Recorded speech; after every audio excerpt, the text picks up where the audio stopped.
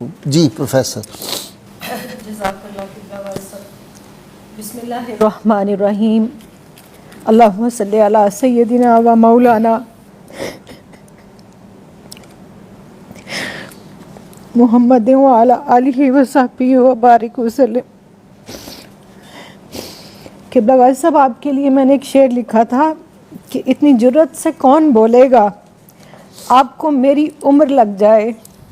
آج میں اس شعر میں ترمیم کے ساتھ آپ کو دعا دیتی ہوں کہ اتنی جرت سے کون بولے گا آپ کو عمر خضر مل جائے۔ ہم گھروں میں بیٹھ کے خواتین تماشا دیکھ رہی ہیں کہ الرجال قوامون علی النساء کہنے والے 57 اسلامی ممالک کے حکمران کس نیند میں سو رہے ہیں، وہ کس بے حسی کا شکار ہیں۔ تو آپ نے جس جرت، غیرت دینی اور احساس امت کا مظاہرہ کیا، شکر الحمدللہ کوئی تو بولا، کسی نے تو اس ظلم کے خلاف آواز اٹھائی، ورنہ کل تک مجھے یوں لگتا تھا کہ میں سیدنا امام زین العابدین علیہ السلام کے ساتھ کوفہ میں کھڑی ہوں، جنہوں نے فرمایا تھا کہ مجھے یزیدیوں کی یزیدیت نے اتنی تکلیف نہیں پہنچائی جتنی کوفہ والوں کی خاموشی نے۔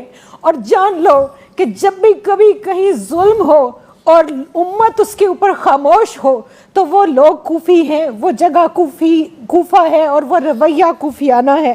تو مجھے تو سمجھ نہیں آ رہی کہ سسکیاں کس زبان میں لکھوں۔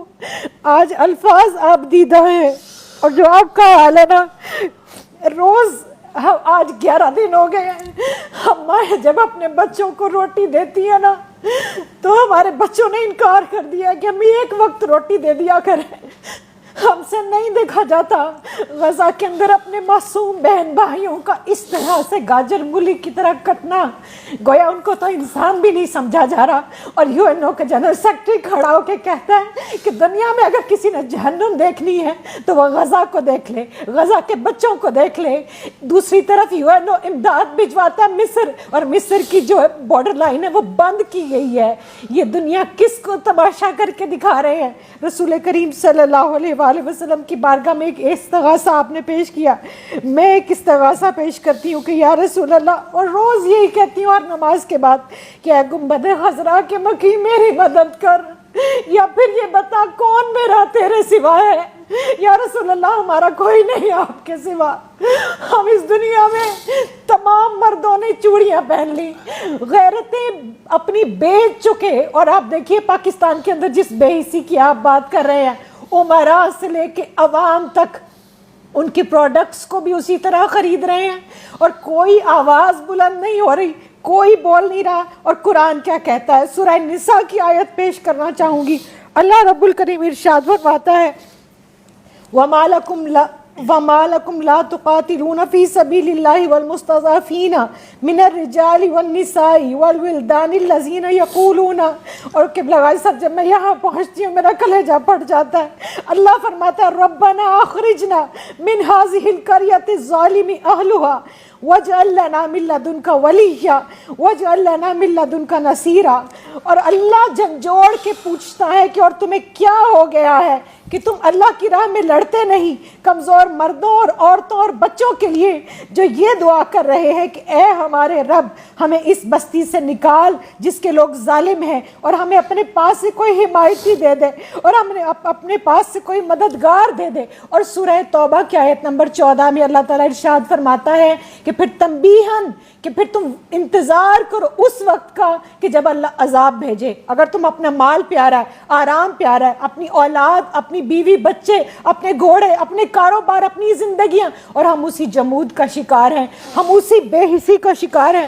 اور آپ دیکھیے 57 اسلامی ممالک میں جتنے بھی مسلمان ملک ہیں ان کے اندر کاش کہ آج کوئی جو ہے وہ سلطان حمید اللہ جیسا ہوتا۔ ایک بیٹی نے پکارا تھا، وہ اتنا غیرت مند تھا کہ پھر فوج لے کر آیا اور اس نے پھر اس ظلم کا خاتمہ کیا۔ سلطان صلاح الدین ایوبی کو آپ دیکھ لیجئے، محسن باللہ دیکھیے بغداد سے اٹھ کے روم کی اینٹ سے اینٹ بچا دی تھی ایک بچی کی خاطر، ایک کی عزت اور کی قبلہ خاطر۔ غازی صاحب، میں ایک عورت ہونے کے ناطے واسطہ دیتی ہوں، ہم عورتیں جو ہے نا یہ ظلم نہیں دیکھ سکتی، کیونکہ عورت کے جسم کے اندر ایک عضو ہے جس کو رحم کہا جاتا ہے۔ اللہ نے اپنے رحم کے ساتھ اس کو جوڑا ہے. میں اللہ کی عزت کی قسم کھا کے کہتی ہوں وہاں پر کٹنے والے بچے میرے بچے ہیں, وہاں پر کٹنے والی بیٹیاں میری بیٹیاں. ہم وہ نوزائیدہ بچے میں نے دیکھا, ایک اتنا سا بچہ, اتنا سا رحم مادر سے نکلا ہوا بچہ بھی. جینوسائیڈ کا یہ حال ہے, اسلام کشی نہیں مسلمانوں کی نسل کشی کی جا رہی ہے, اور ہم چپ کر کے کئی سال سے یہ تماشا کشمیر میں بھی دیکھ رہے ہیں, فلسطین میں بھی دیکھ رہے ہیں, برما میں بھی دیکھ رہے ہیں, انڈیا میں بھی دیکھ رہے ہیں, اور ہم نے کئی سال تک افغانستان میں بھی دیکھا. لیکن جب افغانیوں پر یہ وقت آیا تو پاکستان نے اپنا بارڈر کھولا.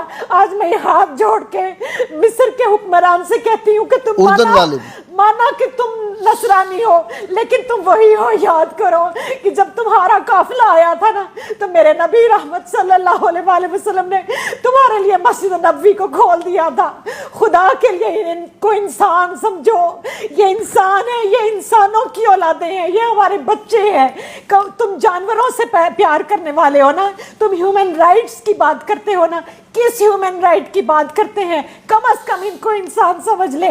اور یہ جو وہاں پر غزہ کے اندر اجتماعی قبریں بنائی جا رہی ہیں اور ان کو جو جلا وطن کیا جا رہا ہے, اصل میں تو یہ ان کا وطن تھا. وہ وطن چھوڑ کر کہاں جائیں؟ تو یا رسول اللہ انظر حالنا, میں تو اتنا ہی کہوں گی, یا حبیب اللہ اسمع قولنا. اور وہ لوگ جو حضور غوث الاعظم کو مانتے ہیں وہ حضور غوث الاعظم جیلانی کا جہاد بھی یاد کریں. آج یہ امت جس وہن کی آپ نے بات کی, یہ کیوں وہن زدہ ہو گئی؟ ان کی تلواروں کو کیوں زنگ لگ گیا؟ یہ ظلم کے خلاف آواز بھی نہیں اٹھاتے.